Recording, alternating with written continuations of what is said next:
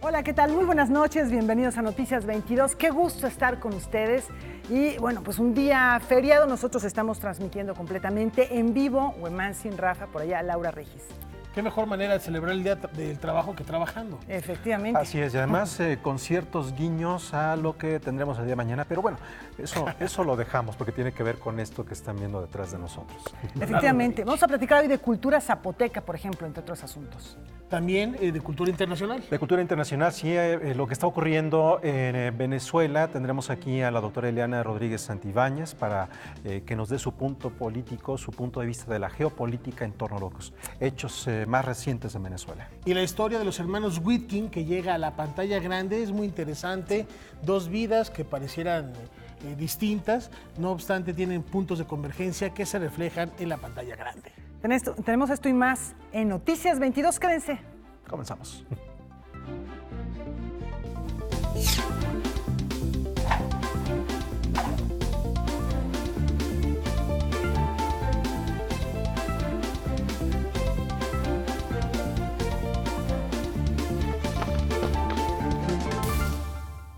Bueno, vamos a empezar con un festival. El sueño de Borges se hace realidad en la UNAM. Arte y ciencia convergen en un solo punto del universo y es el Aleph. El todo es más que las partes será el lema de la tercera edición del Festival de Arte y Ciencia El Aleph, que organiza la Coordinación de Difusión Cultural de la UNAM. Este año, el eje temático serán las fronteras de las ciencias de la complejidad. Lo interesante es que el paradigma de las ciencias de la complejidad precisamente está permitiendo vernos más allá de este reduccionismo con el que nos relacionamos, con el que nos vinculamos. Y nada mejor que la imagen del Aleph justamente para hablar de ello. Y que representan también áreas o problemas particularmente importantes en nuestro tiempo. Por un lado, ecología y cambio climático, abordado justo desde las ciencias de la complejidad. Redes, coherencia social y urbanismo, que tiene que ver justamente también con la complejidad de la construcción urbana y de las ciudades. Redes biológicas, cómo funcionan y los distintos algoritmos o modos en los que la naturaleza adquiere esta complejidad para dar justamente origen a la vida. La complejidad del mundo interno del sujeto, abordada tanto desde las disciplinas científicas como desde las disciplinas humanísticas y particularmente también artísticas, en donde tienen un espacio claro de unión. En esta tercera edición, la Cátedra José Emilio Pacheco de Fomento a la Lectura y el Sistema Universo de Letras también de Fomento a la Lectura, justamente alrededor del Aleph han preparado un coloquio que se titula Reacciones literarias, la química de las ideas. Evidentemente, en este marco, uno de los temas centrales es estudiar y analizar cómo es que el Aleph ha sido leído, recibido, releído, re-recibido y transformado a muchas otras teorías literarias.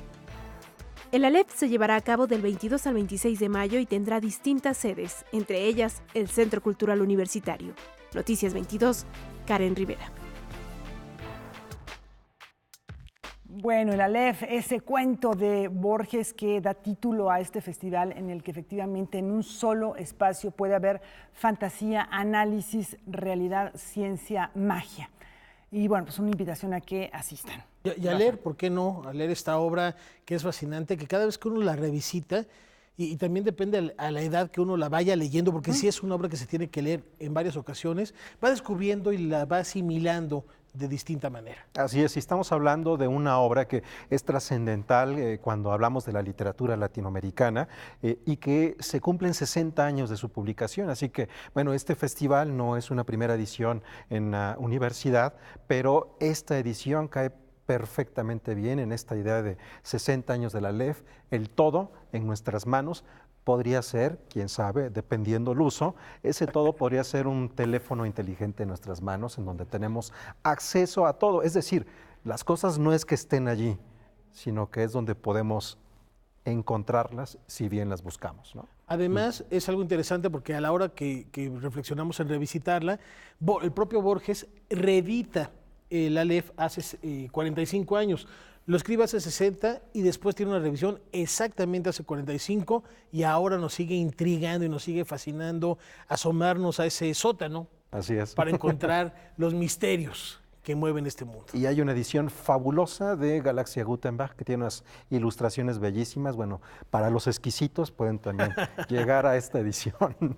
Pero bueno, ¿qué te parece, Rafael, si de la LEF nos vamos a otros registros? Me encanta la idea porque gracias a una importante suma de voluntades, Mazatlán ha logrado rescatar de su marasmo su tradicional Feria de los Libros y las Artes. La Feria del Libro y las Artes de Mazatlán fue fundada en 1999 por José Luis Franco en la Plaza Machado. Por diferentes circunstancias se fue diluyendo, hasta ahora que regresa con nuevos bríos. La Feria del Libro pues tuvo muchísimo impacto en una época, en los 2000 sobre todo, cuando se empiezan a llevar autores como Juan Villoro, como, bueno, Paco Ignacio Taibo, autores de primer nivel para el puerto de Mazatlán, que no era tan común, sobre todo en los 90, aunque Mazatlán tiene una tradición literaria del siglo XIX, fue hasta los 2000 donde Mazatlán empieza a recuperar el auge cultural.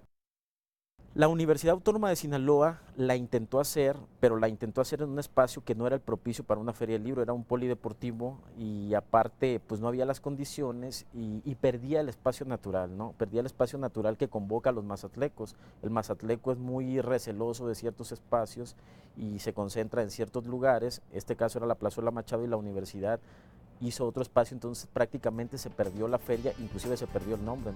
Para esta edición, la cual se realizará del 3 al 11 de mayo, se ha invitado a Paco Ignacio Taibo II, Lorenzo Meyer, Alejandro Páez Varela, Jesús Vargas, Vicente Quirarte, Pedro Ángel Palou, Jorge Cepeda Patterson y Francisco Hinojosa. Además, se realizará un homenaje al periodista Javier Valdés.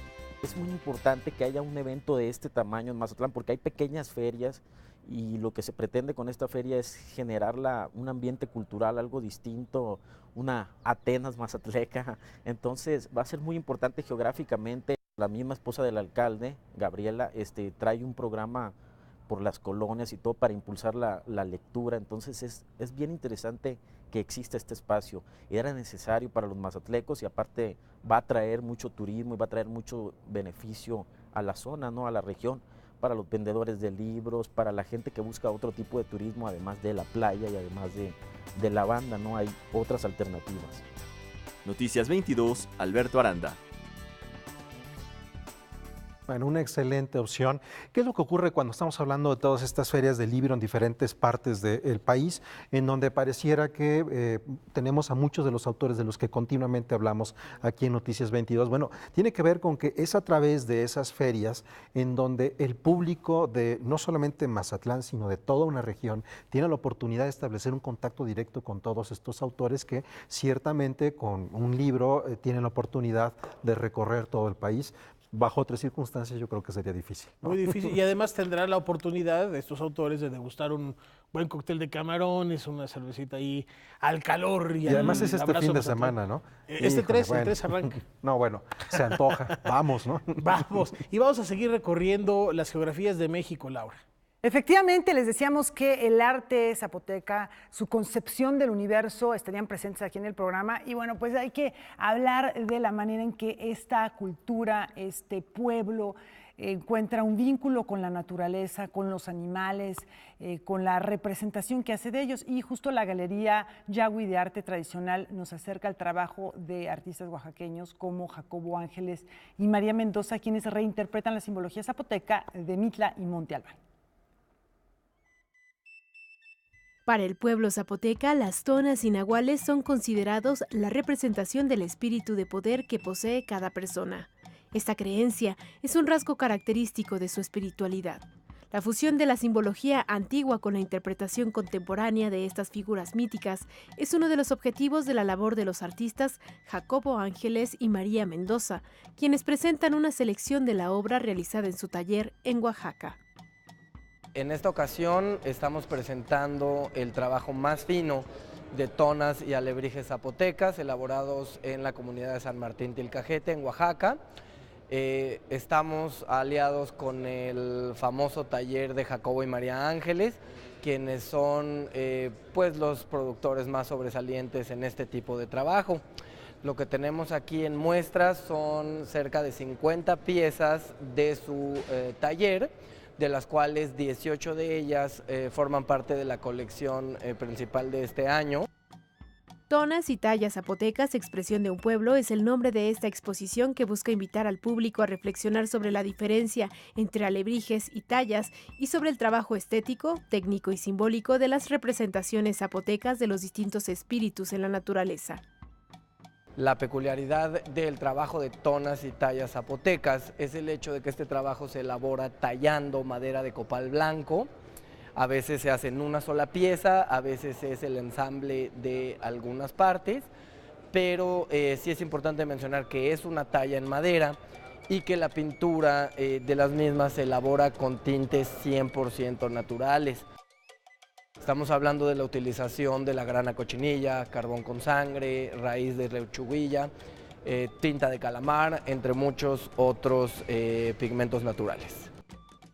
Las piezas se exhiben en el lobby del Hotel Presidente Intercontinental Polanco, donde podrán verse hasta junio. El 10 de mayo se realizará un bazar con la participación de los artesanos, quienes venderán sus obras. Noticias 22, Karen Rivera. Bueno, al observar estas obras, Rafael, Laura, amigos, pues va muy de la mano con lo que hablábamos hace unos días, el lunes, a propósito del arte huichol. Ya es una forma diferente de referirnos a esto, que por mucho tiempo lo hayamos entendido más como una expresión popular. No, estamos frente a piezas artísticas que tienen toda una carga y una tradición de los pueblos originarios, en el caso de, bueno, los llamados huichol, pero en realidad es la cultura guarrárica. Y en esta ocasión a una de las tantas expresiones artísticas y culturales que tiene el estado de Oaxaca. Este bestiario y este imaginario que ayudan también a mantener viva la tradición y por supuesto el legado de esta región del país, no solo al interior de la República, sino allende las fronteras de nuestro México. Bueno, y con esto, una pausa. Volvemos.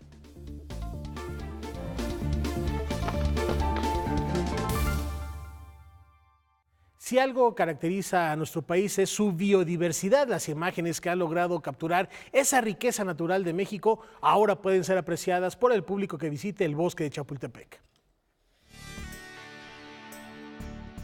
En las rejas del bosque de Chapultepec ha sido inaugurada la muestra fotográfica Visiones de la Naturaleza 5, que nos invita a adentrarnos en la vasta biodiversidad de nuestro país. Viene del concurso de naturaleza que organiza la Conavio, Mosaico Natura. Este es nuestro 5º año y en esta exposición mostramos 75 de las mejores fotografías. En realidad pues son los finalistas ya del concurso. El certamen, abierto a aficionados, amateurs y profesionales, recibió más de 4,000 imágenes y es testimonio del valor científico y artístico de nuestro entorno natural. Las secciones son fauna silvestre, flora y hongos, paisajes y ecosistemas, naturaleza y ser humano, fotografía subacuática y pequeños gigantes. También hay secciones para fotografía macro y para menores de 18 años. Cada año ves cosas distintas, siempre hay alguna tendencia. Por ejemplo, este año en fotografía subacuática, pues la tendencia fue hacia peces cartilaginosos, ¿no? Y pues cada año ves cosas nuevas. Por ejemplo, en la categoría en la que más llegan fotos es en la de fauna y después naturaleza y ser humano. Es un proceso que continúa. En el mes de junio esperamos que sea la fecha de la entrega de los premios. Y el siguiente certamen esperamos que se abra en diciembre de este año, a más tardar enero 2020. La exposición estará en las rejas del bosque de Chapultepec hasta el 19 de julio de este año. Noticias 22, Huemansi Rodríguez. Bueno, pues ahí está este ejemplo de la importancia de conservar el medio ambiente y algunas de las especies, simplemente algunas, porque incluso hay especies que todavía no han sido descritas del todo, que podemos encontrar en nuestro país y que pues hay que conservar y para ello primero hay que identificarlas, conocerlas. Y no solamente conocerlas, Laura, sino que también nos permite a los mexicanos encontrarnos y mirarnos a nosotros mismos, a nuestros espacios de una manera muy diferente. Lo que quiero decir es que aunque sabemos que estamos en un país con una biodiversidad enorme, pues las imágenes, las fotografías, los observadores y caminantes mexicanos dentro de nuestro territorio viene a ser algo muy nuevo. Lo que quiero decir es que esta es la quinta edición de esta exposición y desde la primera a la quinta ha aumentado la cantidad de amateurs, fotógrafos, que de pronto, tal vez mirando estas imágenes, se dieron cuenta que había demasiadas cosas más que mirar en nuestro país. Y si me permites hacer un vínculo con lo que va a seguir, el asombrarse por la naturaleza es algo que le pasó a los primeros visitantes, después conquistadores de nuestro territorio hace 500 años cuando llega Hernán Cortés y se maravilla con la naturaleza. Eso tiene que ver un poco con lo que les vamos a presentar a continuación. Para el historiador francés Serge Grusinski, la conquista de México no fue solo una forma de imposición política. Vamos a ver esto y ¿qué te parece si comentamos un poco más sobre este punto al regresar? Me parece bien. Serge Grusinski se ha dedicado a tratar de definir qué es la conquista, pero no solo cómo se dio, sino las implicaciones que tuvo. En su más reciente libro, que llevará por título La máquina del tiempo, el cual está siendo traducido por el Fondo de Cultura Económica, el historiador plantea otro ángulo para ver la conquista. Para mí, este libro trata de explicar para un público francés o europeo la importancia de la historia de México en el siglo XVI. ¿Por qué importancia? Porque la primera vez que los europeos, a través de los españoles, empiezan a escribir la historia de otros países y utilizan una disciplina, la historia, que después se va a imponer en el mundo entero. O sea, México es como un laboratorio experimental, ¿no? En el siglo XVI, ¿no? En el cual las memorias indígenas se van a transformar en una materia que es una historia de forma europea. Esta forma de contar la historia a partir de los conquistadores, pero teniendo en cuenta su integración con los indígenas, se va a repetir en toda América Latina, África, India, Japón y China. Y es parte de un imperialismo, de una colonización, ¿me entiendes? O sea, nosotros impusimos, europeos, no españoles únicamente, al resto del mundo la manera de producir los pasados, de describir el pasado, ¿me entiendes? Es eso.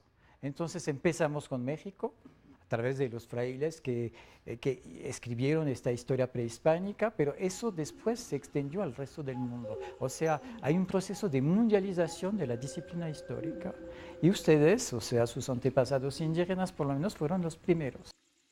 Hay que imaginar una relación de fuerza constantemente y una relación política. Te voy a dar la información si tú me ayudas. Es lo que pasó entre los frailes y estas élites indígenas. Ustedes, frailes, me apoyan en contra del virrey. Ahora, yo le voy a contar lo que tengo. O bien, yo no digo nada. Es eso que traté de explicar y de seguir en el libro, este juego constantemente. Noticias 22, Alberto Aranda. Bueno, lo que quería comentar cuando mencionabas esto, Laura, ya escuchamos la nota de nuestro compañero Alberto Aranda, tiene que ver también con esa observación frente a dónde nos encontramos. Si bien la idea de historia fue la que se aplicó aquí en México y como refiere el entrevistado del siglo XVI es profundamente excitante cuando observas todas las versiones y todas las ideas, no solamente de Europa, de América y de la relación entre estos dos continentes que seguimos arrastrando hasta nuestros días. También hay otra posibilidad, el simple hecho de caminar para estar frente a aquello que nos rodea. Y pensaba un poco, bueno, hay una recomendación en Henry David Thoreau con ese libro fabuloso que es Caminar. Muy buena recomendación que nos permite entender que la historia se escribió desde un ángulo, pero hay muchos ángulos y esta es una propuesta distinta de mirar la historia de la conquista. Y yo creo que esto vamos a estar platicando a lo largo de todo este año aquí en Noticias 22 porque existe un itinerario importantísimo que tiene puntos de inflexión en mayo, en junio, en todo este año. No es el año de la conquista. Es el año de la llegada de Cortés a nuestras tierras y que empieza a tener contacto con diferentes grupos, empieza a negociar. También aquí desde el centro del país se sabe de su llegada, se empiezan a mandar incluso obsequios y esto es a lo largo de todo ese año que es, digamos, de observación, de un poco acecho, de negociación. Y de dos formas, al menos, de entender el universo. El mundo. Bueno. Pensé que ibas a hablar de la desobediencia civil de Thoreau. Ese es otro libro muy recomendable. Ese es También otro libro muy, muy recomendable. Que Tombona tiene una edición una traducción bien interesante. Y que también será tema que de alguna u otra manera estará presente en unos instantes más aquí en Noticias 22, a propósito de otras cosas. Okay. Pero en este mundo, en esta capacidad que tenemos de observar, no solo nuestro entorno va cambiando, dice el maestro Chapela, que en tiempo de rosas no envejece el jardinero. Conformada por video, escultura y arte objeto, Emilio Chapela presenta en el Laboratorio Arte Alameda la exposición En el tiempo de la rosa no envejece el jardinero. Remite al tiempo, a las medidas distintas de tiempo, al tiempo, a la escala del tiempo astronómico en relación con el tiempo humano, el tiempo de la rosa, ¿no? Y pone en evidencia cómo para una rosa el jardinero nunca envejece, del mismo modo que para un volcán las estrellas no envejecen y así nos seguimos, ¿no? Nos lleva a pensar que el tiempo siempre es una relación de desproporciones, se vuelve una medida imposible y sin embargo todo el tiempo estamos negociando con ella, ¿no? Sea en términos de tiempo del universo, sea en términos del tiempo humano, sea en términos del tiempo de la Tierra, sea en términos del tiempo de la naturaleza. Lo cierto es que el tiempo siempre es algo que nos sobrepasa para todas partes, hacia abajo, hacia arriba, hacia el micro y hacia el macro. En la nave central del Laboratorio Arte Alameda hay una gran proyección en videomapping de 12 metros de altura, la cual cubre la totalidad del ábside de dicha nave principal. Este video fue grabado en el volcán Iztaccíhuatl con una cámara 360 grados que da cuenta del esfuerzo físico a través de su frecuencia cardíaca de quien sube la montaña.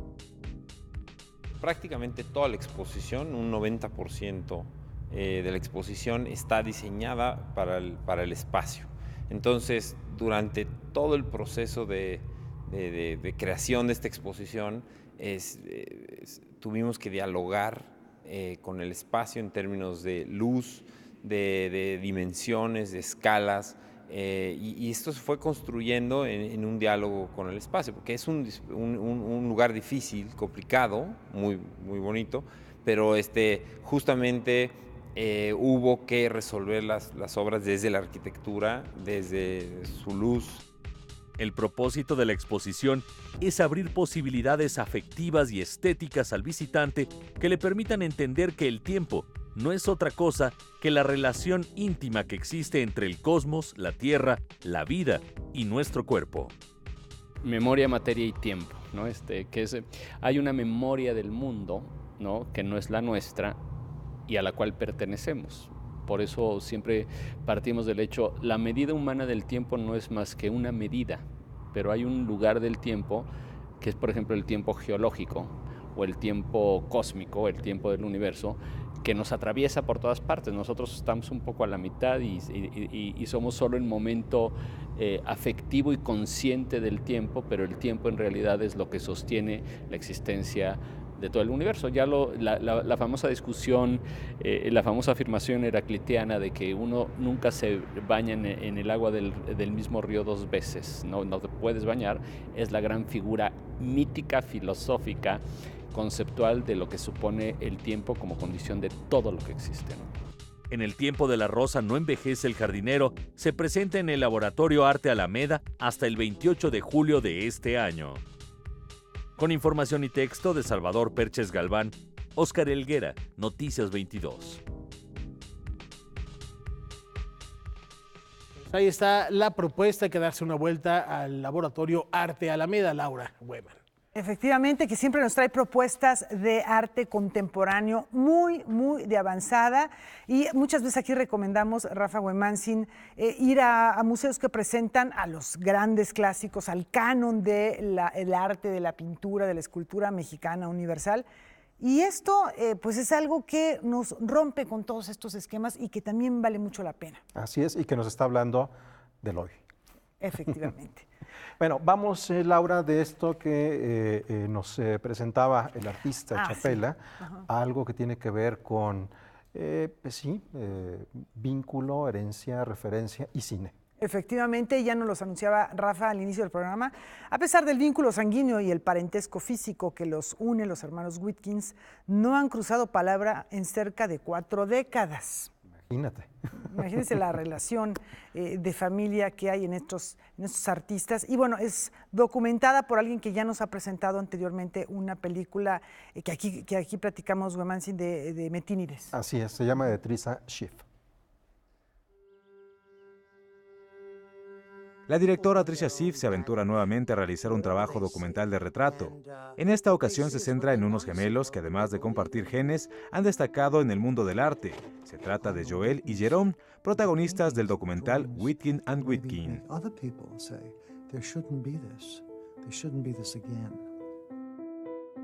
Si hay algo que destacar de esta historia es el trabajo de edición, no solo para equilibrar la vida y obra de cada uno y darle la misma relevancia a los dos. También fue un reto crear un vínculo que no existe entre ellos, pues nunca en el proceso de rodaje estuvieron juntos. Los dos no tienen mal sentimientos uno con el otro, pero no tienen cariño al mismo tiempo. Para mí es raro, pero es ellos. Es la realidad de la vida de los dos. Su vida también se cuenta a partir de sus musas, mujeres que durante mucho tiempo han visto su proceso creativo aunado a su desarrollo personal. Yo quiero, en una forma ojalá sutil, para introducir esta idea en la película. La única otra voces en la película son las voces de las diferentes mujeres en la vida de los dos. Para mí es un esencial parte de la película, es este voces. Trisha Schiff ya prepara su siguiente proyecto, que por ahora lleva el título de Oaxaca, California, la historia de una familia oaxaqueña que vive en Fresno. Hace 25 años retrató su proceso de migración. Ahora regresa para saber cómo han asimilado este proceso. No es la historia de un fotógrafo, es la historia de una familia, es la historia de asimilación cultural de una familia en Estados Unidos, mexicano, dentro de este proyecto, fotografía es una enorme parte de la estructura de mi trabajo. Noticias 22, Julio López. Bueno, ahí ya tenemos algunas cuantas imágenes que resultan muy atractivas para acudir a ver esta película. Así es, y es una gran directora. Lo que hemos visto de Trisha Schiff ha sido verdaderamente muy, muy, muy interesante y atractivo. Y esto, las imágenes y la historia. Oye, pero la otra vez también fue fotografía. ¿También? Con Metínides. Sí, también abordó el tema de la fotografía. Un eje por ahí temático. Y los hermanos Witkins, que es otra historia aparte, qué bueno que se rescate, qué bueno que se explore ese... Decías hace un ratito, si les dejas de hablar una semana a unos parientes es suficiente para que se indignen. 40 años sin cruzar palabra y han hecho unas carreras muy importantes tanto en la gráfica como en la pintura y ahí está esta referencia y esta búsqueda que decide hacer Trisha para compartirlo con el gran público. Así es. Bueno, interesante, una de las recomendaciones ya en cartelera. Vamos a una pausa y tenemos mucho más aquí en Noticias 22. Volvemos.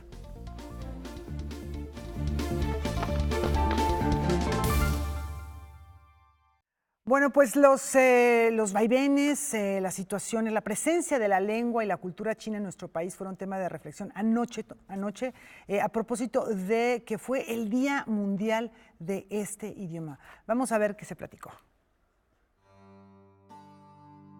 En el marco del Día Mundial de la Lengua China, el Centro de Creación Literaria Javier Villaurrutia del Instituto Nacional de Bellas Artes y Literatura conmemoró la fecha con un conversatorio en el que destacó la influencia que ha tenido la lengua china en nuestro país. Digamos, el punto de inflexión en la historia contemporánea de México es 1898, cuando se firma el Tratado de Amistad, Comercio y Navegación entre México y el Imperio de China. Ahí se pacta una migración legal que ya tenía antecedentes en Brasil, tenía antecedentes en Cuba, y esto iba a ocasionar una diáspora de orientales que se posicionaron sobre todo en el noroeste del país, señaladamente Sonora, Sinaloa, Baja California, por supuesto Coahuila.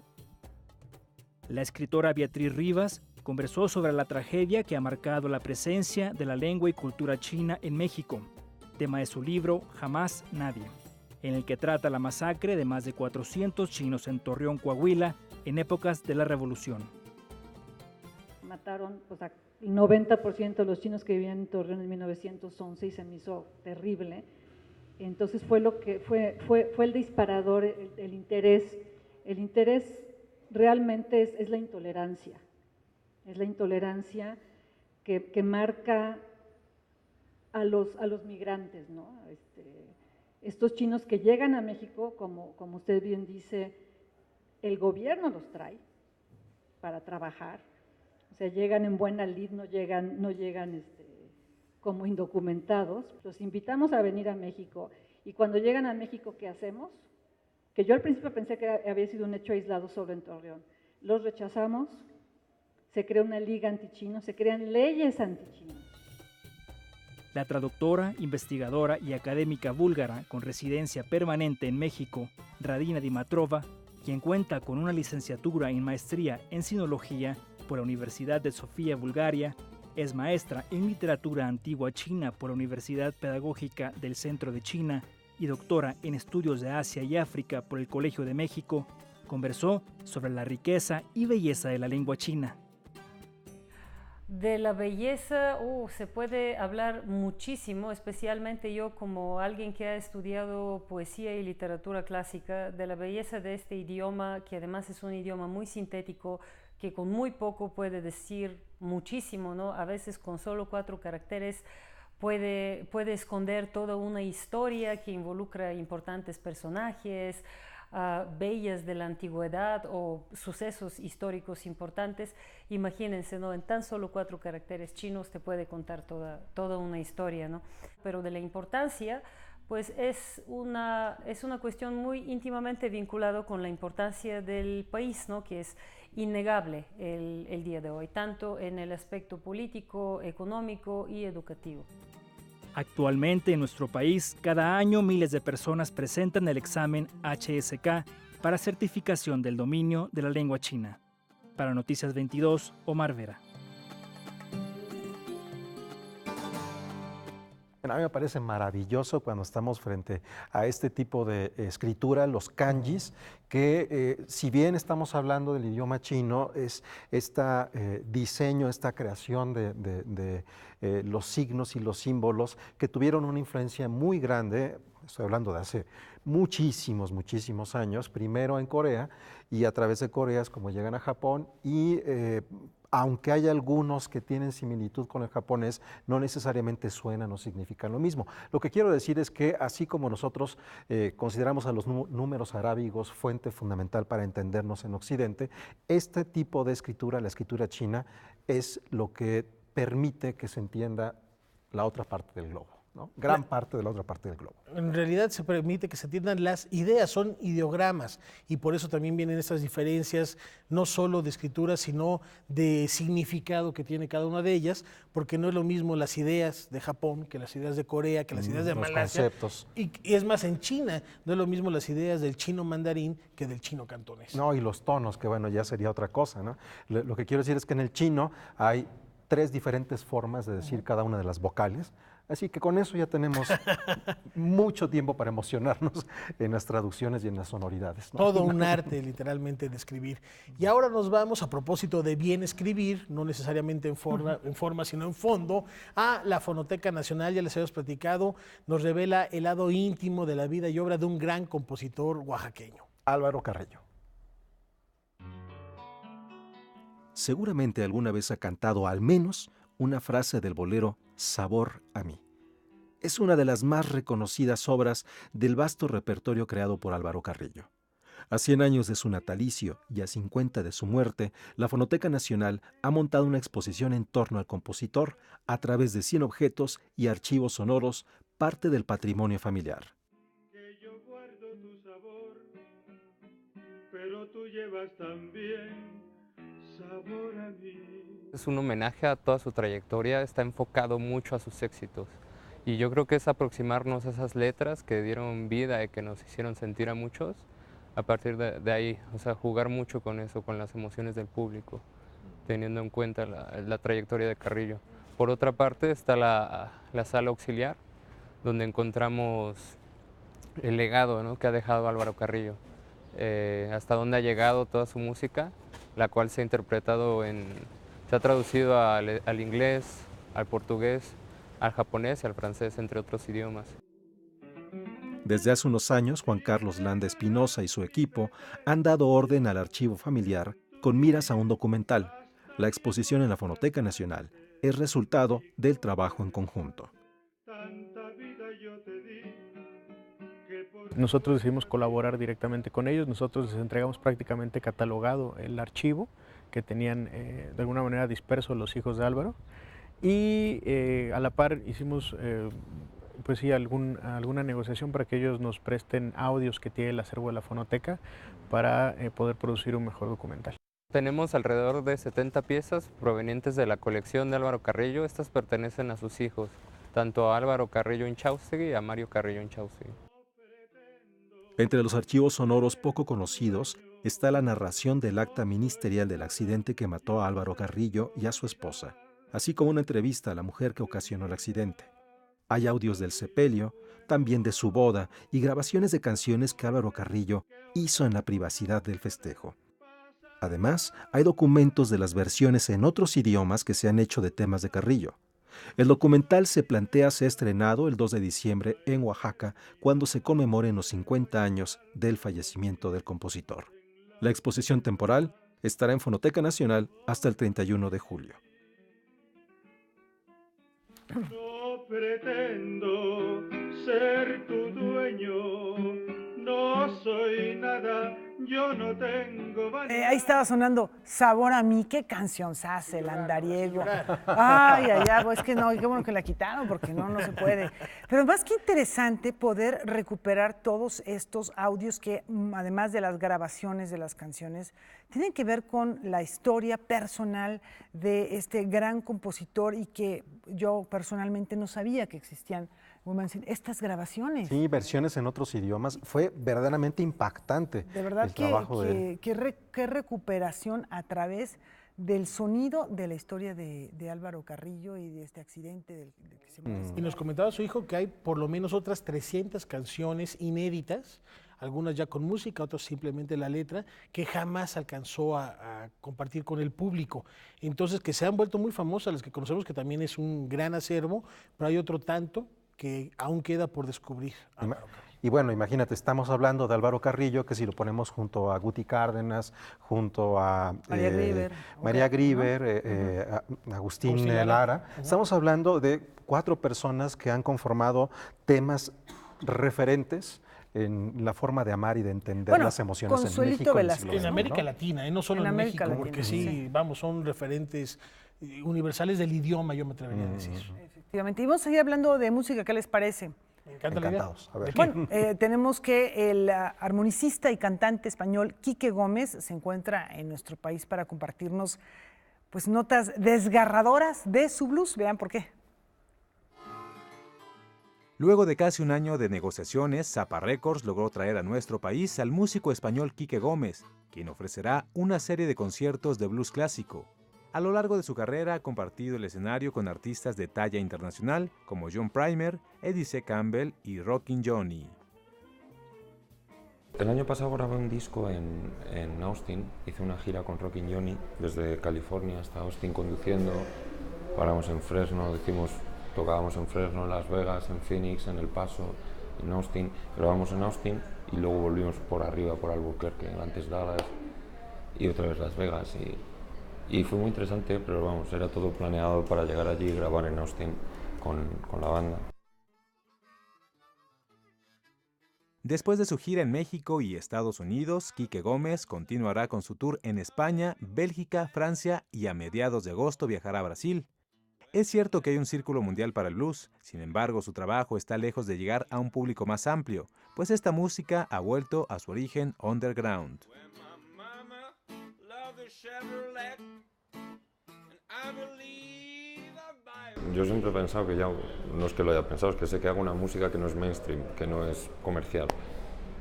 Entonces la forma de mover esto es una forma más de, no sé, yo creo que los medios no sirven para tanto como en otras músicas que la gente consume más, porque la gente no está acostumbrada a consumir esto.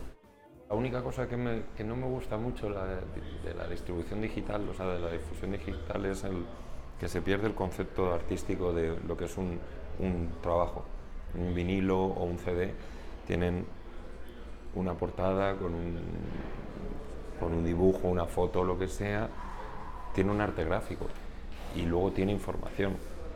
Entonces, no sé, yo he crecido poniendo la música en los vinilos y leyéndome el vinilo al mismo tiempo cuando venías de la tienda de comprártelo, y ese tipo de cosas creo que estaría muy bien que se mantuvieran, ¿sabes? Es un poco de hacer algo que te una un poquito más a la música, no solo que la estés escuchando mientras estás fregando en casa o mientras estás limpiando el polvo, mientras estás viendo un partido de fútbol o algo. El sábado 27 de abril se presentará en la Glotonería Querétaro. Luego el 2 de mayo tocará en la Ciudad de México en Janam Groovy. El jueves 9 en el Centro Cultural España. El viernes 10 en Parken and Lennox. Y el sábado 11 de mayo ofrecerá un masterclass en el Hotel San Francisco en el Centro Histórico Capitalino. Noticias 22, Julio López. Bueno, pues se antoja un blusecito. Así es. Con este clima y esta hora, el Sí, 1 de mayo. Buen momento para el blues. Bueno, vamos a hacer una pausa, tenemos más al regresar.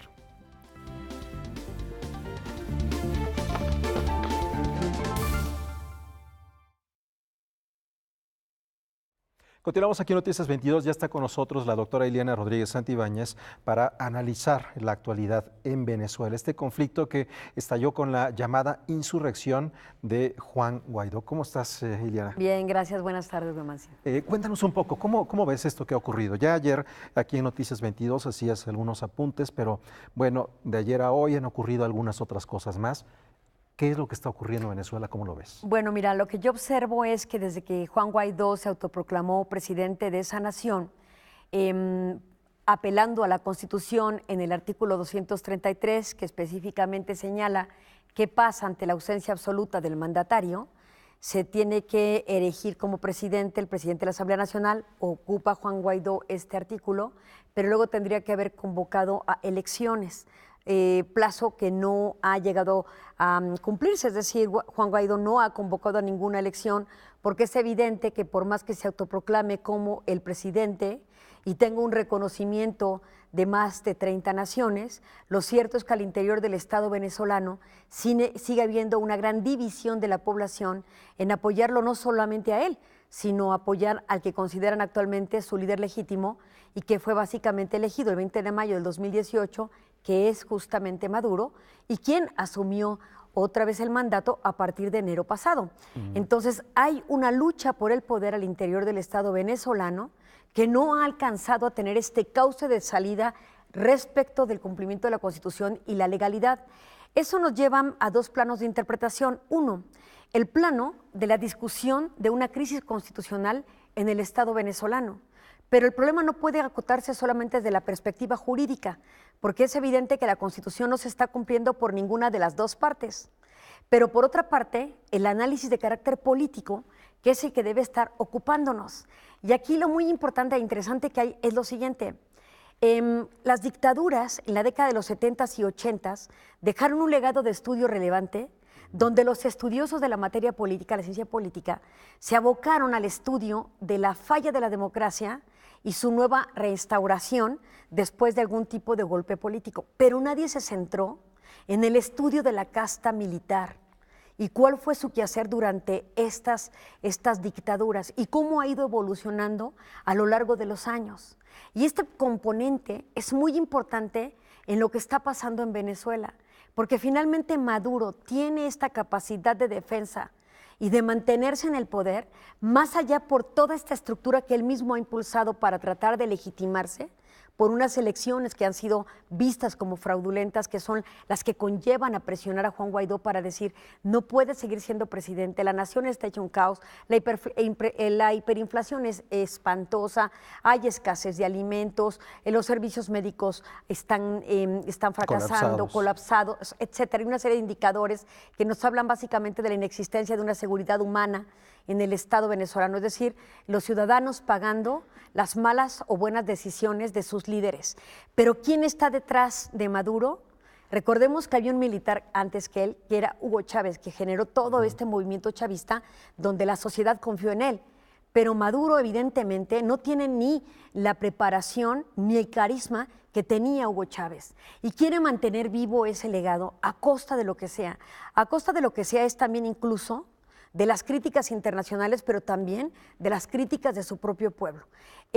Hoy día la Cancillería mexicana, enarbolada justamente por Marcelo Ebrard, emitió un comunicado que está en la página de la Secretaría de Relaciones Exteriores, donde manifiesta que no va a intervenir y que espera que haya un diálogo y que se siga el mecanismo de Montevideo planteado por México y otros estados para fomentar el diálogo entre las fuerzas de oposición y las fuerzas actualmente legales al interior del Estado. Diálogo que han rechazado las dos partes. Es correcto. Lo que vimos en horas pasadas, desde el día de ayer, es como un nuevo despertar de la fuerza de un Guaidó que quiere recordarle al pueblo venezolano que hay expectativas, básicamente, de un nuevo gobierno, que se cuenta con el soporte internacional. Y por supuesto que también hemos observado cómo se han endurecido las sanciones por parte de Estados Unidos y algunos países europeos respecto del gobierno de Maduro. Que hay que decirlo, Venezuela es no solamente rico en oro, sino que es el estado que más yacimientos de petróleo posee en el mundo, lo cual también lo vuelve altamente atractivo y geopolíticamente un botín para cualquier estado. Y aquí vemos cómo entra, por ejemplo, Rusia, que tiene una gran capacidad, y por supuesto Estados Unidos, como si estuviésemos viendo un eco de la Segunda Guerra Mundial y la Guerra Fría. Pero nuevamente, y regresando al tema militar, quienes están detrás es la casta militar. Y ayer parecía, por las imágenes que le dieron la vuelta al mundo, Huemancín, que había militares que habían desertado del actual régimen militar venezolano para irse al otro lado. Exactamente, irse del lado de Guaidó. Pero también se establecía por la prensa internacional que los rangos de estos militares que habían desertado eran rangos menores, es decir, no estamos hablando de ningún general, por ejemplo, ¿no?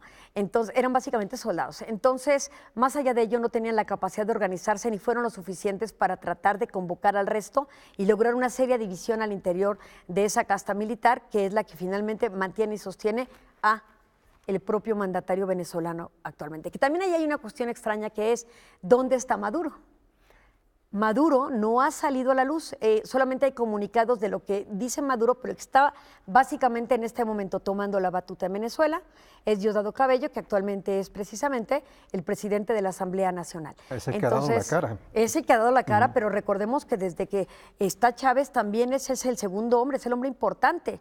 De hecho, él podría haber sido el sucesor de Chávez, pero había un impedimento constitucional, porque él estaba en una posición en que por el término le impedía ser el sucesor de Chávez. Pero él es uno de los grandes intelectuales del gobierno de Maduro. Y hay que ver cuáles son los pronunciamientos. Lo que hemos observado es que las manifestaciones en la calle y sobre todo también un acto simbólico muy relevante es la liberación básicamente de una manera fortuita para Leopoldo López, que ha sido un gran opositor al régimen de Maduro, y que hoy día se encuentra básicamente en una embajada bajo un asilo diplomático para no poder ser tocado por el gobierno venezolano, son elementos que inducen a el fortalecimiento de esta oposición en Venezuela, pero de ninguna manera acotan a un golpe de Estado. No hay los elementos para insinuar que esto es un golpe de Estado. Hay movilización ciudadana, hay movilización civil, está habiendo confrontación por parte del Estado, pero que aún no ejerce todo el uso de la fuerza, que podría ser lo peor que podría enfrentar en este momento la sociedad en Venezuela. Es más mediático lo que está ocurriendo ahora. En este momento sí. Pareciera que están esperando que se ordene el ámbito internacional, se alineen los estados que protegen a unos y otros para tratar de darle salida al conflicto. Es decir, pareciera que hay una negociación alterna de la que no estamos enterados y ni se ha visibilizado para contener esta ofensiva que está realizando Maduro en contra de sus opositores. No ha sobrereaccionado el ejército. Los heridos que se han presentado para el contexto de inconformidad es mínimo. a lo que en realidad deberíamos estar observando dadas las manifestaciones que los medios han estado publicando. Ahora, más allá de la situación actual de Venezuela, lo que estamos viendo es una balanza que hemos visto en otros momentos de la historia en América Latina en menos de 100 años. Lo que quiero decir es que si revisamos la Operación Masacre de Rodolfo Walsh, es más o menos lo mismo, pero con una balanza diferente, ¿no? Con un peso en otro lado. Estos militares que se encuentran en Venezuela, muchos de ellos han formado parte de otros procesos de la misma Venezuela, democrática o no, como muchos militares también siguen en Chile, siguen en Argentina y en otras tantas naciones, en Centroamérica, en donde también Estados Unidos tuvo una presencia y muchos de los negociadores de Estados Unidos participaron también en esos procesos de Centroamérica. Sí, es correcto, ¿no? La tercera vía de los 70s y 80s, pues sí, deja muchos elementos de análisis, pero sin duda este tipo de situaciones y por supuesto el asumir que no es simple presunción de la injerencia de otros estados, particularmente Estados Unidos, en estos conflictos, es una realidad. Bueno, estaremos muy atentos, es una cosa que está muy intensa y que veremos de qué manera se resuelve, especialmente también el posicionamiento de otros países frente a lo que estamos viendo ahora, ¿no? Sí, es claro, y ver qué tan enérgicos son. Pero recordemos, cuando uno ofrece un consejo o acepta darlo o acepta ser parte, se convierte en un socio de ellos. Hay que ver entonces estos estados cómo van a contribuir económicamente o cómo para destrabar esta situación. Muchísimas gracias, Silviana. A ustedes. Bueno, pues estaremos al pendiente de lo que ocurra. Es un tema que va a dar un ratito de qué hablar y sobre todo por las relaciones diplomáticas, ya he comentado lo que sucede con México, pero el llamado que le hace Rusia a Estados Unidos para decir aguas con lo que está pasando en Venezuela y con lo que digas a propósito, es también otro tema muy delicado. Gracias, Ileana. Hasta la próxima semana y nos vamos a ir con música como es costumbre. Mañana estaremos platicando de Leonardo da Vinci, les recordamos. Sí. Así es. Mucha actividad davinciana, pero por lo pronto Antonín Dvořák, 115 años del nacimiento de este extraordinario compositor y que entre sus obras más destacadas está la Sinfonía del Nuevo Mundo.